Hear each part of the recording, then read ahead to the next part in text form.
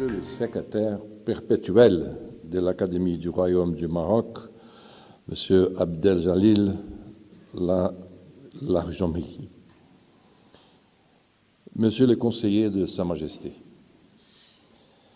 Madame directrice de séance de l'Académie, Monsieur le chancelier de l'Académie, Monsieur le président de la Cour constitutionnelle,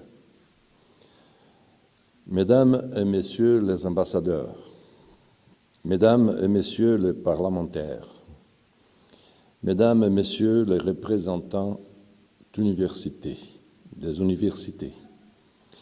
Mesdames et Messieurs, je voudrais tout d'abord remercier à l'Académie du Royaume, en la personne de son secrétaire perpétuel, M. Larjami, pour l'invitation qui m'a été faite pour cette conférence. Je me sens honoré de participer aux activités de cette prestigieuse institution dont le travail s'est fait sous le haut patronage de Sa Majesté, le roi Mohammed VI. Ma participation se fait avec d'autant plus d'enthousiasme que l'Académie a choisi de se pencher, lors de sa session de 2018, sur une thématique latino-américaine, ce qui montre l'intérêt qu'il y a au Maroc pour un renforcement des liens entre nos pays et nos peuples. Soyez sûrs que cet intérêt est réciproque et que les Brésiliens et les Latino-Américains sont pleinement conscients de l'importance d'avoir le Maroc, avec sa richesse de culture, d'histoire, son entrecroisement d'une pluralité d'influences et d'inspiration dans notre horizon de pensée, comme vous le dites dans l'énoncé du thème que vous avez fixé pour 2018. Des initiatives comme celle-ci contribuent de façon significative à une meilleure connaissance mutuelle entre nos pays. J'y participe donc avec plaisir et je vous en suis très reconnaissant.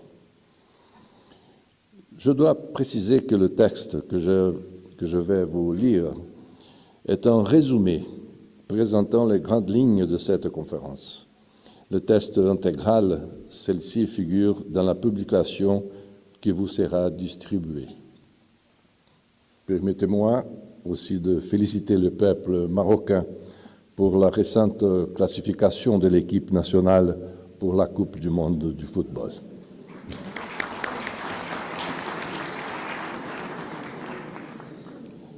Mesdames et Messieurs, l'expression Amérique latine fut utilisée pour la première fois en 1856 par le philosophe chilien Francisco Bilbao et la même année par l'écrivain colombien José María Caicedo, pour désigner la région du continent américain englobant les pays où sont essentiellement parlées des langues latines, en l'occurrence l'espagnol, le portugais et le français. Aux États-Unis, le terme Amérique latine n'a commencé à être utilisé qu'au début du XXe siècle. À la fin de la Seconde Guerre mondiale, la création de la Commission économique pour l'Amérique latine et les Caraïbes, CEPAL, a consolidé l'usage de l'expression.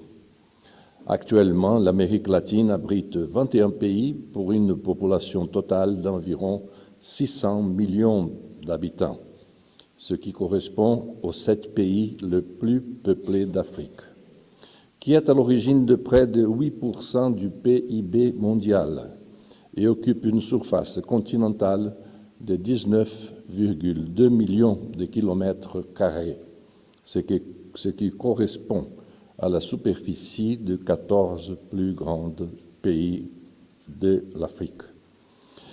Colonisés principalement par les Espagnols et les Portugais, à partir de leur percée mercantiliste des XVe et XVIe siècles, l'Amérique latine était exclusivement vue comme une terre pourvoyeuse d'or, argent et de produits agricoles valorisés sur le marché européen, comme le sucre, par exemple. Ces relations commerciales avec la métropole étaient régies par ce que l'on appelait le pacte colonial, qui imposait l'exclusivité du commerce de la colonie avec la métropole. Ces processus de colonisation a légué à l'Amérique latine une série de handicaps pesant encore aujourd'hui et contribuant au retard relatif de la région. Excès de bureaucratie et corruption, exploitation prédatrice, gouffre social entre une minorité privilégiée et la grande masse de la population, et 4. Investissement tardif en éducation et en technologie, sachant que tout était centré sur la métropole. Le processus colonial s'est poursuivi jusqu'au début du XIXe siècle, moment à partir duquel il a commencé à montrer des signes d'épuisement face à la progression du capitalisme industriel anglais qui aspirait à de nouveaux marchés. Lors de la période de 1810 à 1824, inspiré par les idéaux libertaires de la Révolution française et par l'indépendance récente des États-Unis d'Amérique, les pays de la région se lancent aussi dans la quête de leur indépendance. Ainsi, le Mexique et l'Argentine prennent son indépendance d'Espagne et le Brésil, en 1822, devient à son tour indépendant de Portugal. Toutefois, ces mouvements, conduits par des élites créoles, descendants d'Espagnols nés en Amérique, visaient simplement à une réarticulation avec le marché européen sur de nouvelles bases. Pour cette raison, il n'a pas entraîné de changements substantiels d'un point de vue économique et social, puisque l'Amérique latine restait dépendante de l'Europe et gouvernée par les mêmes élites qu'autrefois. Je souhaiterais souligner ici le rôle significatif de 3 figures emblématiques de cette période de l'indépendance, connues comme les libertadores, libérateurs, des bourgeois descendants d'Européens, influencés par le libéralisme et dans la plupart des cas dotés d'une formation militaire en métropole. Je commence par Simón Bolívar, idéaliste libertaire dont le rêve était de réunir toute l'Amérique latine au sein d'un pays unique. Bolívar était obsédé par liberté, par l'idée de liberté. Sa première participation au mouvement d'indépendance a lieu en 1812, quand il cherche à promouvoir l'indépendance de Venezuela, ce qui se solde néanmoins par un échec qui obligera à s'exiler en Jamaïque. Plus tard, avec l'aide de l'Angleterre, il traverse les Andes et libère tout d'abord la Nouvelle-Grenade, qui deviendra la Colombie. Tout de suite après, en 1821, Bolívar prend Caracas et libère définitivement le Venezuela. Pendant ce temps-là, à l'autre bout de l'Amérique du Sud, José de San Martín parvient à unir les Argentins jusqu'alors divisés et prend la suite de Belgrano. Buenos Aires et les villes de l'intérieur surmontent momentanément leur méfiance mutuelle et l'indépendance nationale peut finalement être officialisée lors du congrès de Tucumán. Par la suite, traversant les Andes, San Martín entre au Chili et, s'unissant à la lutte de Bernardo O'Higgins, bat les Espagnols à Maipú, achevant la libération définitive du pays en 1818. Grâce à la flotte anglaise de Lord Cochrane, San Martín évite le désert de l'Atacama et rentre au Pérou. Le vice-roi s'enfuit de Lima et un pays de plus prend son indépendance en 1821. Dans le même temps, Simón Bolívar marche vers le sud et la même année intègre l'Équateur à la Colombie. Je mettrai également en lumière l'œuvre d'Antonio José Sucre, rédacteur de l'armistice de Trujillo, conclu entre la Colombie et l'Espagne, qui constitue un jalon du droit international en tant que premier document à établir le traitement humanitaire que le vainqueur d'une guerre devrait réserver aux vaincus. L'importance de Sucre va toutefois bien au-delà de ces textes, car il est le grand chef militaire qui a mené le processus d'indépendance de l'Équateur, du Pérou et de la Bolivie, pays qu'il a présidé pendant 3 ans. Au Brésil, l'indépendance vis-à-vis du Portugal est proclamée par Dom Pedro Ier en 1822. À la différence de ce qui s'est passé dans les colonies espagnoles, nous avons hérité de ce fait du seul cas d'implantation sur le continent latino-américain d'une monarchie parlementaire. La République du Brésil, avec son système présidentiel en vigueur jusqu'ici, n'a été proclamée par le maréchal Deodoro da Fonseca que 67 ans après l'indépendance. Un épisode important à signaler à cette époque est la guerre du Paraguay, qui a duré 6 ans dans la seconde moitié du XIXe siècle. Considéré jusqu'ici comme le plus grand conflit armé du continent, cette guerre a vu s'opposer la Triple Alliance, composée du Brésil, de l'Argentine et de l'Uruguay, aux prétentions expansionnistes de Solano López, à l'époque président du Paraguay. Depuis lors, la région n'a plus connu un seul conflit et bénéficie d'une situation de paix depuis presque 150 ans. Toujours au XIXe siècle, on assiste ainsi à une militarisation progressive des institutions, comme résultat direct de l'importance de la lutte armée contre le processus d'indépendance, ce qui s'est traduit par une tendance au règlement violent des impasses politiques que plus tard sera à l'origine de nombreux coups d'État qui frapperont la région.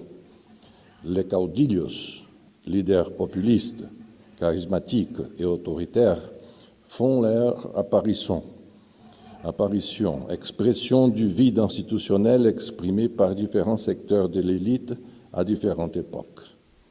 Les États-nations récemment formés cherchent désormais à s'insérer dans le capitalisme international, ce qui engendre des initiatives modernisatrices et la construction d'un appareil politique de nature libérale. Les gouvernements oligarchiques, dont la base du pouvoir était l'agro-export, voient leur existence contestée à partir de la grande crise de 1929, qui marque profondément le pays latino-américain.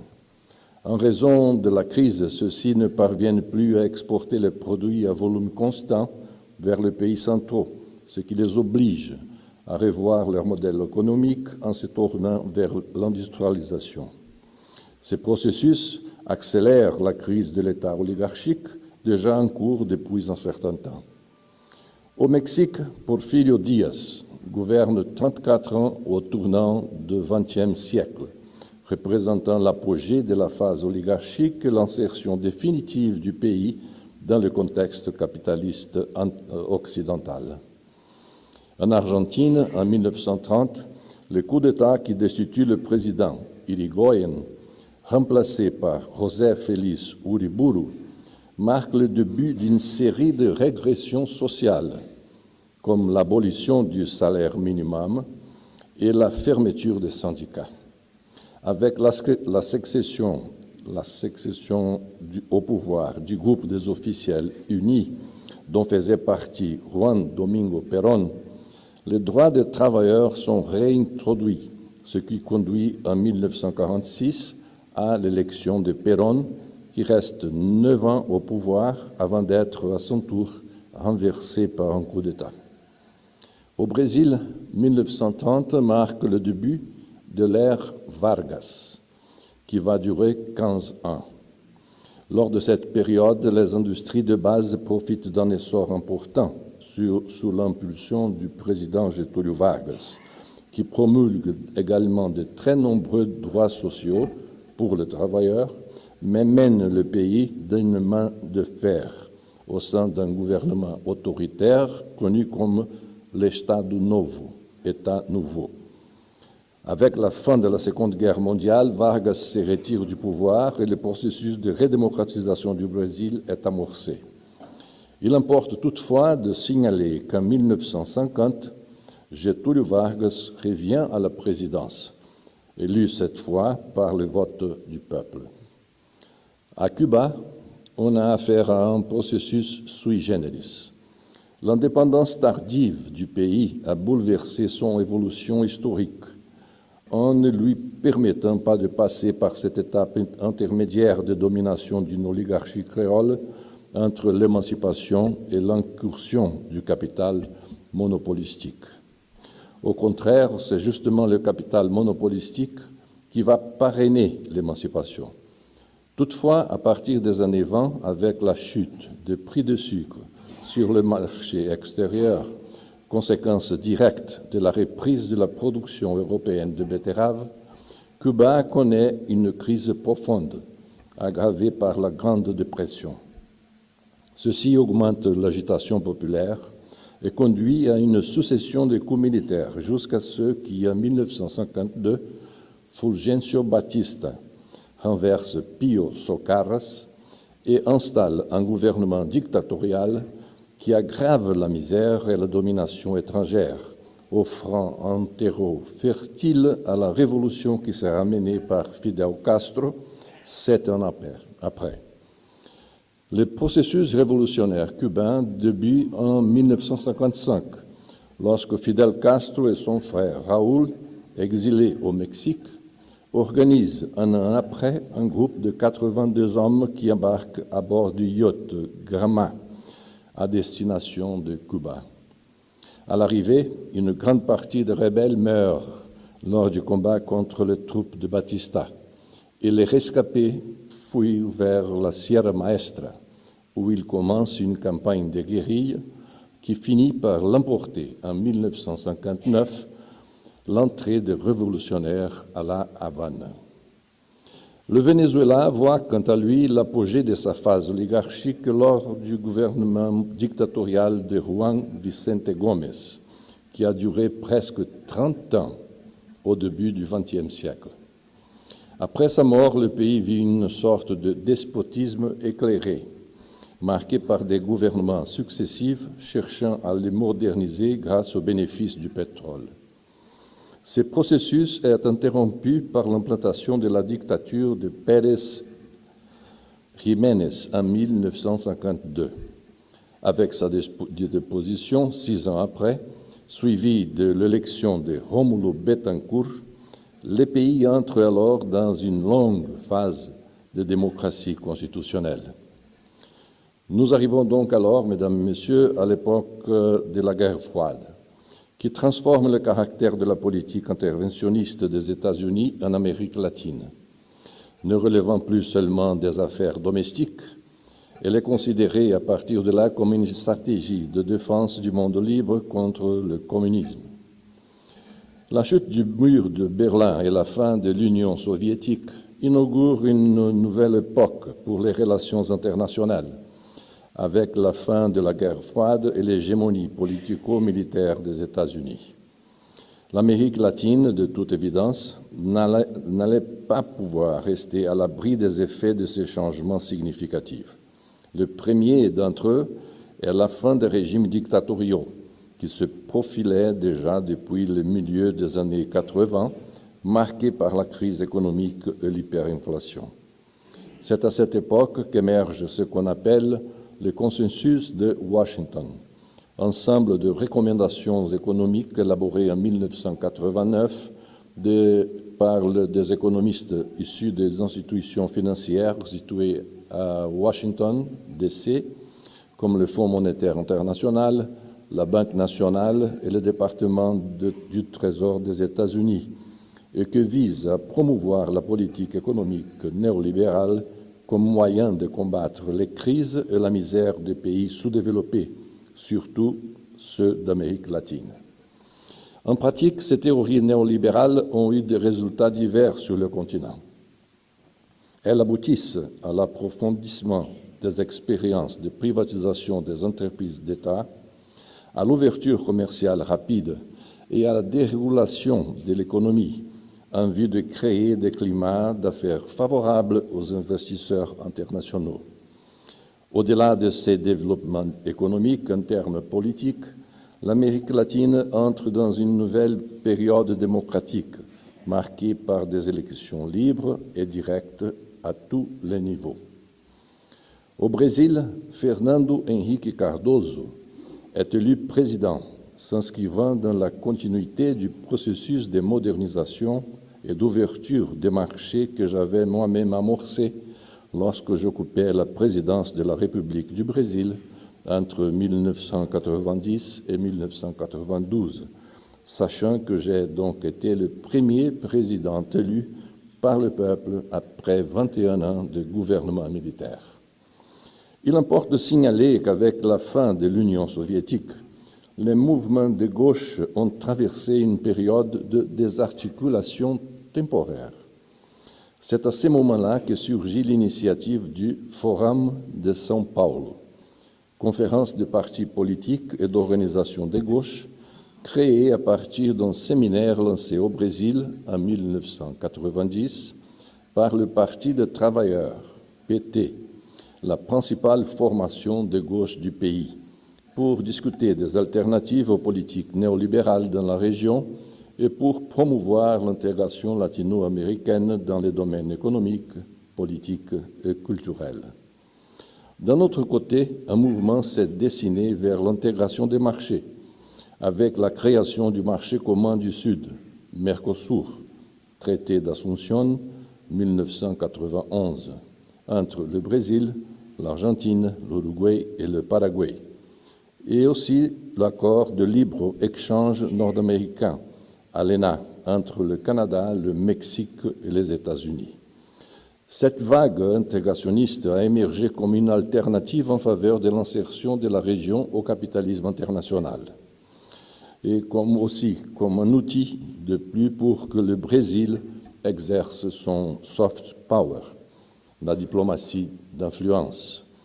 Cette union était alors perçue comme fondamentale pour le repositionnement des pays de la région sur la scène internationale, à l'exemple de ce qui faisait déjà l'Union européenne dès la signature du traité de Rome. De manière générale, les années 90 en Amérique latine sont par ailleurs marquées par l'instabilité financière globale, avec la chute des indicateurs sociaux, l'augmentation du chômage et une croissance économique lente. Les économies de la région croissent à un rythme inférieur à celui des pays développés et bien en dessous de celui des tigres asiatiques, entraînant une augmentation des disparités entre l'Amérique latine et les pays développés, ce qui engendre de fortes pressions populaires et ouvre la voie de l'ascension à l'ascension des gouvernements de gauche au début des années 2000. C'est ainsi qu'avec des mouvements sociaux de plus en plus forts et des inégalités sociales de plus en plus flagrantes, des présidents au discours de gauche ont accédé au pouvoir dans pas moins de 11 pays de la région, à savoir Venezuela, Brésil, Bolivie, Argentine, Chili, Paraguay, Pérou, Uruguay, Équateur, Nicaragua et Honduras. Ces gouvernements représentaient un contrepoint au néolibéralisme et comptaient répondre aux importantes revendications sociales qui se présentaient à eux. Malgré les nombreuses avancées sociales et les changements d'axe de l'agenda économique, les gouvernements de gauche, de manière générale, n'ont pas été capables de mener des réformes plus profondes dans les structures sociales. Cependant, il est encore tôt pour affirmer que nous sommes en train de vivre un nouveau virage à droite. Toutefois, les faits indiquent que les citoyens latino-américains, surtout les nouvelles générations, après avoir obtenu une plus grande intégration sociale et l'essor de la classe moyenne, attendent désormais davantage et sont devenus très critiques du pouvoir, notamment en ce qui concerne la corruption et l'absence de perspectives d'avenir les concernant. On voit ainsi s'installer un contexte créant chez eux de profondes frustrations et débouchant sur des manifestations hostiles au pouvoir constitué. La fin de la décennie dorée des matières premières était également à la base de ces changements de cycle. Les économies latino-américaines ont connu entre 2003 et 2012 des taux de croissance dépassant les 4%. Depuis les années 60, la région n'avait pas connu de période de croissance économique aussi intense. Une bonne partie de la popularité de ce gouvernement s'appuyait sur des subventions et des programmes sociaux qui dépendaient des ressources fiscales perçues grâce aux prix élevés des matières premières. Ces années prospères ainsi que les gouvernements de gauche ont changé beaucoup de choses pour le continent. Entre 2002 et 2012, le niveau de la pauvreté est passé de 44% à 29%, alors que celui de la pauvreté extrême a diminué de 19,5% à 11,5%, avec un essor considérable des classes moyennes. La dépense publique a aussi beaucoup augmenté, et ceci a induit davantage d'intégration sociale. En exemple, pendant les 12 premières années de ce siècle, d'après l'UNESCO, le taux de scolarisation de base est passé de 55% à 75%. Mais cette période semble s'être achevée. L'an dernier, l'Amérique latine a enregistré une croissance négative du PIB pour la deuxième année consécutive. La réduction de la demande de matières premières est la première cause de ce recul. Entre 2011 et 2015, les prix des métaux et de l'énergie, pétrole, gaz, charbon, ont chuté de presque 50%. Sur la seule année de 2015, ces mêmes produits ont perdu 24% de leur valeur. Mesdames et Messieurs, le XXIe siècle est une période de véritable transformation intense et rapide. En parallèle au mouvement d'indépendance, il connaît également une croissance accélérée des processus de modernisation. L'industrie commence à transformer le monde et les relations économiques internationales, consolidant la dite première révolution industrielle, en activant la mécanisation de la production grâce à l'eau et à l'énergie à vapeur.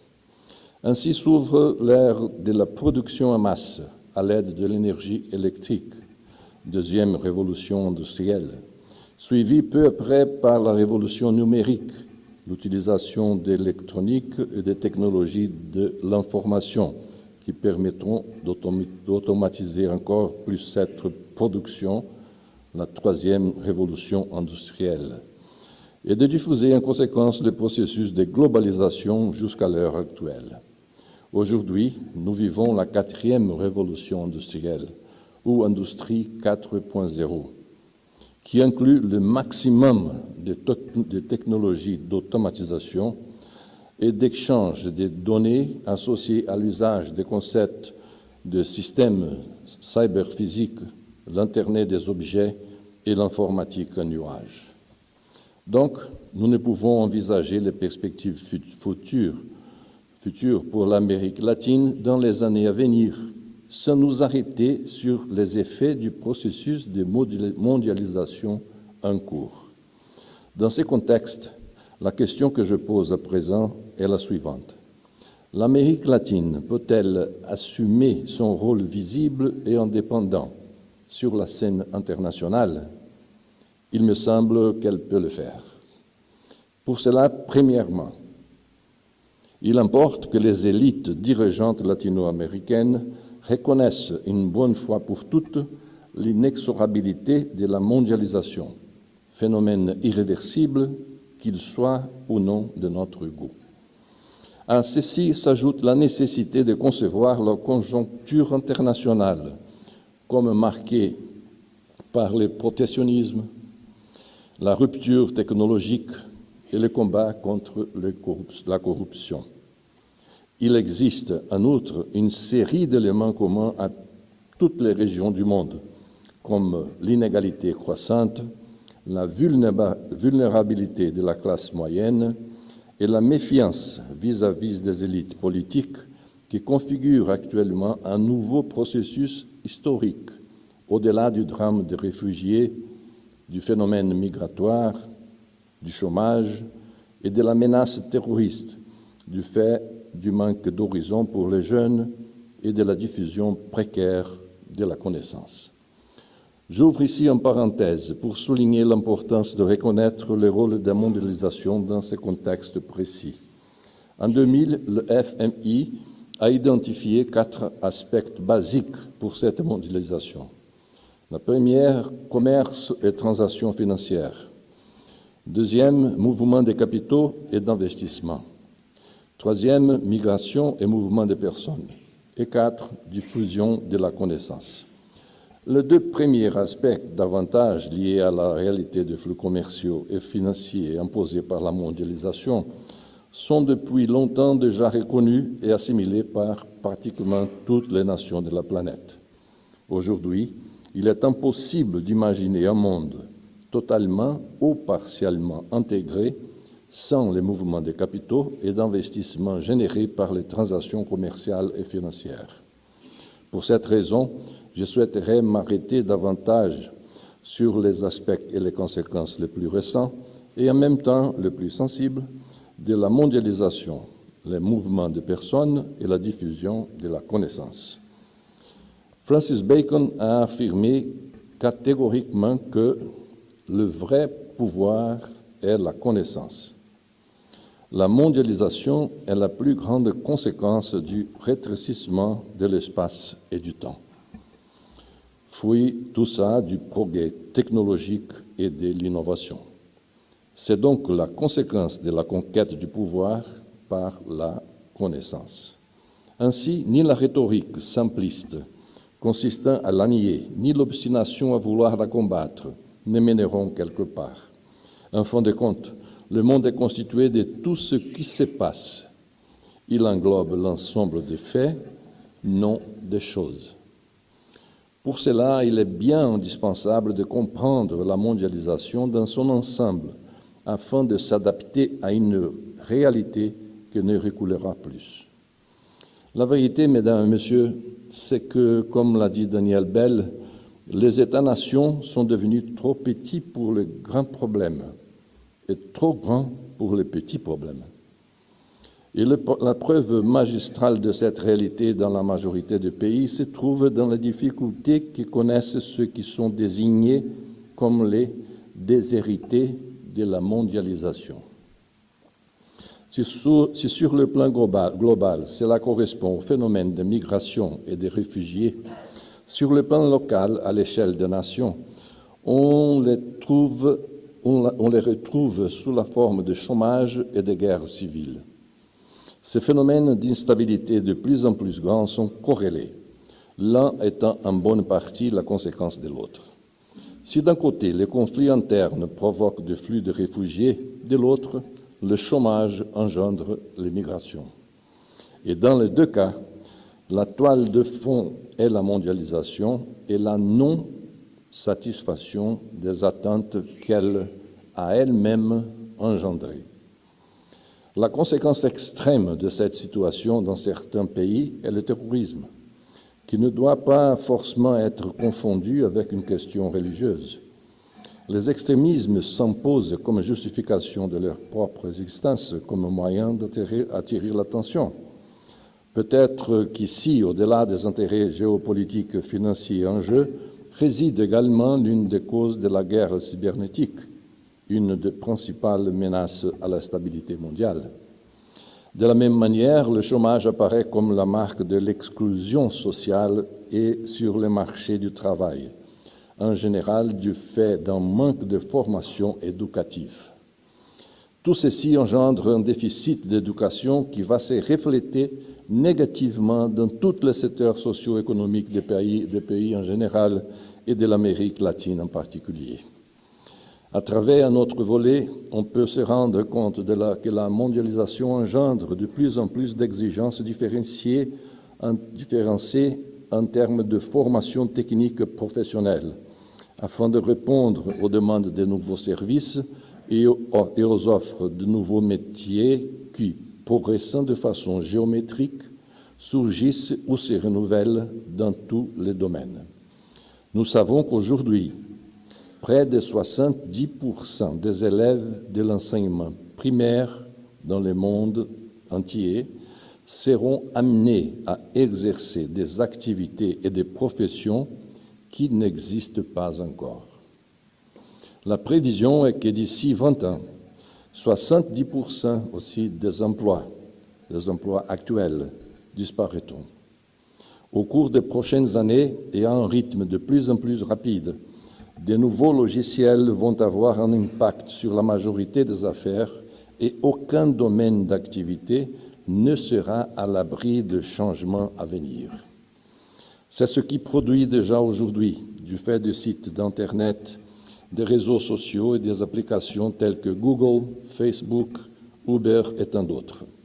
Selon une étude récente de l'Organisation mondiale du commerce, OMC, 80% des emplois perdus dans les économies avancées le sont en raison des innovations technologiques et 20% seulement en raison de la concurrence des produits importés. Dans les pays en développement comme ceux d'Amérique latine, ces ratios 80%, 20% tendent à être encore pires du fait du bas niveau de scolarité. Ainsi, une bonne part des questions relatives au flux migratoire et à la mondialisation constatée aujourd'hui dans le monde s'avèrent être le résultat du chômage et des tensions sur le marché du travail. Dans le monde globalisé, où le commerce électronique génère à lui seul les flux s'élevant à 25 billions de dollars par an, seulement le commerce électronique génère à lui seul des flux s'élevant à 25 billions de dollars par an. L'inclusion numérique devient une composante décisive pour la production et le commerce de n'importe quel pays. En ce sens, il suffit de citer cette étude de la Banque mondiale selon laquelle une augmentation de 10% de l'accès d'une partie de la population à l'Internet entraînera une augmentation du PIB de 1 à 2%. Ceci sans parler de l'importance du rôle qu'exercent aujourd'hui les réseaux sociaux, pas seulement en tant qu'instrument d'intégration et de mobilisation, mais aussi à travers leur utilisation à des fins commerciales, sociales et politiques. Mesdames et Messieurs, comme on le voit, l'exclusion provoquée par la mondialisation rend la scène internationale bien sombre, et en particulier en Amérique latine, imprévisible. Mais il nous indique également le Nord et nous révèle une certitude. Il n'est plus possible de négliger l'impérieuse nécessité d'intégrer socialement les déshérités de la mondialisation.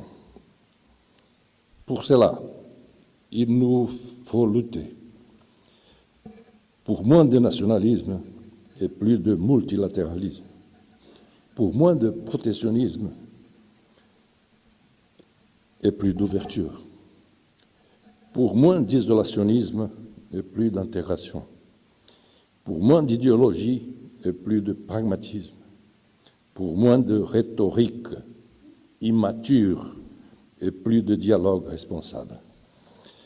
Pour ce faire, les nations doivent larguer les amarres du passé, du retard et des préjugés, notamment dans ces régions qui doivent encore se construire un avenir plus développé et plus égalitaire, comme dans le cas des continents latino-américains et africains.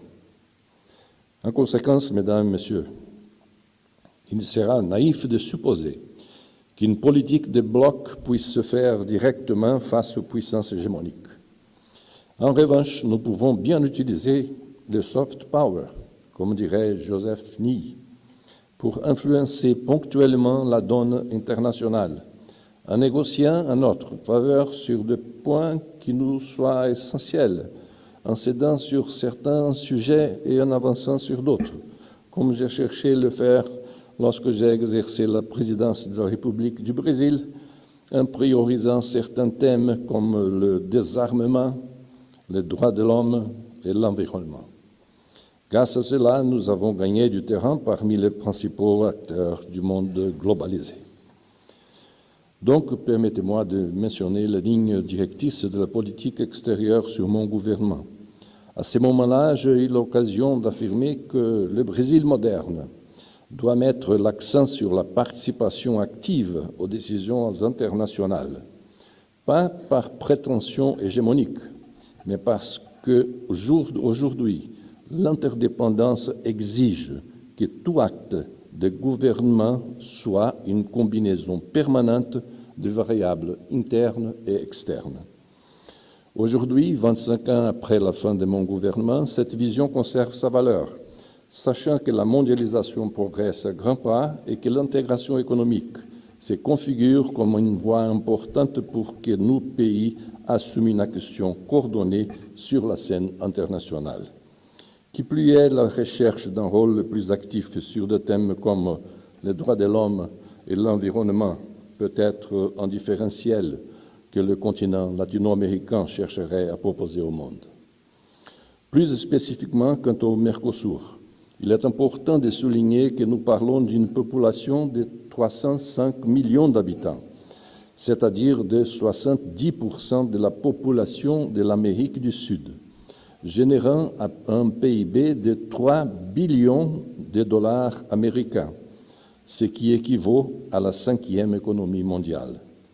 Par contraste, le deuxième bloc d'Amérique latine, l'Alliance du Pacifique, composée par Chili, Colombie, Mexique et Pérou, présente un PIB global de 1,9 billion de dollars.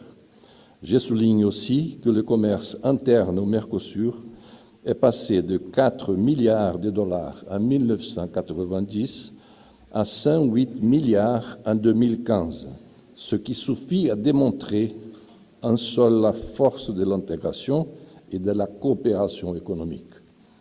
En dehors du Mercosur, je souhaiterais citer certaines initiatives importantes du point de vue régional contemporain. Je commence par l'Union des Nations sud-américaines, bloc réunissant 12 pays fondé en 2008 pour construire un espace d'intégration des peuples sud-américains, sur la base d'une articulation autour des domaines structurants comme l'énergie et l'infrastructure. La création de l'UNASUR participe au processus récent de dépassement de la méfiance régnant entre les pays sud-américains depuis les mouvements d'indépendance au XIXe siècle. Comme la politique interne ne peut être découplée de la politique internationale, le Brésil a cherché à s'étendre en géopolitique. Un exemple est la création de ce que l'on a appelé le BRICS, une association politique de pays émergents composée du Brésil, de la Russie, de l'Inde et de la Chine et de l'Afrique du Sud, lancée dans les faits en 2009. En plus de chercher à nouer de nouveaux accords commerciaux et à avancer de différentes manières vers une coopération intergouvernementale, ces nations agissent ensemble au moyen de réunions annuelles comme contrepoids géopolitique au rôle central des États-Unis et de l'Union européenne. En dépit du constat de nombreuses asymétries entre les membres du BRICS, principalement dans le domaine économique et politique, ces pays parviennent à travailler contre toutes les prévisions de la communauté internationale, à renforcer leur coopération, unir leurs positions dans les forums mondiaux et consolider leur institutionnalisation. Parmi ces membres, le bloc possède 3 puissances nucléaires, la Russie, l'Inde et la Chine. Ainsi, le poids du Brésil réside-t-il précisément dans l'exercice de son soft power. Ceci constitue sans doute la plus grande contribution brésilienne, entre autres permettant de consolider les BRICS et au-delà, de représenter l'Amérique latine dans le jeu du pouvoir entre les puissances de la planète. Mesdames et Messieurs, que ce soit dans le Mercosur, au sein de BRICS ou de l'UNASUR, l'Amérique latine ne peut perdre de vue les voies qu'empruntent le progrès et le développement. Dans le passé, ce sont les puissances mercantilistes et industrielles qui dominaient. Aujourd'hui, époque de la dite Industrie 4.0, ce qui va déterminer quels seront les futurs leaders du XXIe siècle, ce sera l'attention plus ou moins grande accordée aux tendances qui se dessinent devant nous. Nanotechnologie, Internet des objets, algorithmes, ordinateurs quantiques, intelligence artificielle, robotique, parmi d'autres. Tout ceci, évidemment, dans une perspective soutenable et globale. Mesdames et Messieurs, j'ai gardé pour maintenant la réponse à la question que j'ai formulée au début de cet exposé et qui est plus précisément le thème de cette conférence. L'Amérique latine est l'horizon de la mondialisation, parcours de marins ou de naufragés. Comme je l'ai déjà mentionné, la situation en Amérique latine a toujours subi les effets des intérêts des grandes puissances, depuis sa découverte par les Espagnols au XVe siècle. Elle n'a jamais eu de force politique pour imposer sa volonté sur la scène internationale, à part sur certaines questions ponctuelles. Si autrefois le rapport de force était avant tout déterminé par la puissance militaire, actuellement l'économie, la connaissance et l'innovation jouent un rôle plus important. La mondialisation pourrait être un chemin vers la paix et finir par représenter, ou encore plus que cela, signifier un véritable vivre ensemble international. La mondialisation offre une opportunité pour transformer la région en l'un des principaux acteurs du XXIe siècle, en renforçant son potentiel de soft power. Nous ne saurions nous montrer ingénus et croire que les grandes puissances sont disposées à céder de leur espace. L'Amérique latine doit envisager les opportunités qui sont devant nous et nous devons nous préparer pour celles-ci. Et la mondialisation est une grande vague d'opportunités, mais si l'on n'y est pas préparé, elle peut se transformer en tsunami dévastateur. Et alors, nous courons effectivement le risque de finir naufragés. En ce sens, je rappelle ici les mots de Alvin Toffler, pour qui, je le cite, « L'unique espoir de fuir la misère et réduire les inégalités est d'habiliter les personnes à produire plus, et ceci n'arrivera qu'avec la diffusion de la connaissance. » Fin de la citation. Tous les aspects de base de la mondialisation sont posés sur la table. Flux commerciaux et transactions financières, mouvements de capitaux, d'investissements et de personnes, et plus encore, dissémination de la connaissance. En dehors de cela, les défis environnementaux, comme les changements climatiques, la pollution de l'air et la surpêche océanique sont eux aussi liés à la mondialisation. De leur côté, l'importance croissante des nouvelles technologies en tant que phénomène mondial menace d'aggraver encore les fosses gigantesques que nous séparent des pays développés. Voici les facteurs auxquels nous devons être préparés.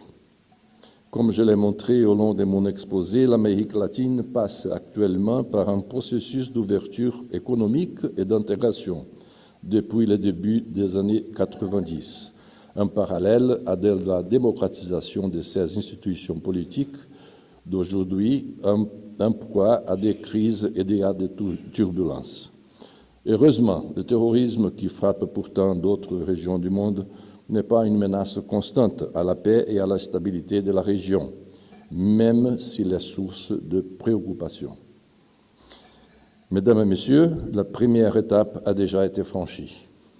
À l'heure actuelle, il nous reste à approfondir ces voies, c'est-à-dire à avancer vers l'intégration avec les pays de la région et aussi avec d'autres pays émergents, comme le Maroc, afin de profiter des avantages comparatifs dont nous disposons et additionner nos forces dans le jeu de pouvoir international. En même temps, nous devons faire en sorte que nos pays soient de plus en plus attractifs pour les investissements à long terme, dans des secteurs qui soient prioritaires pour nous, à l'exemple de ce qu'ont fait les tigres asiatiques et même la Chine. Devenue la grande pourvoyeuse actuelle de produits industrialisés. Ceci requiert stabilité politique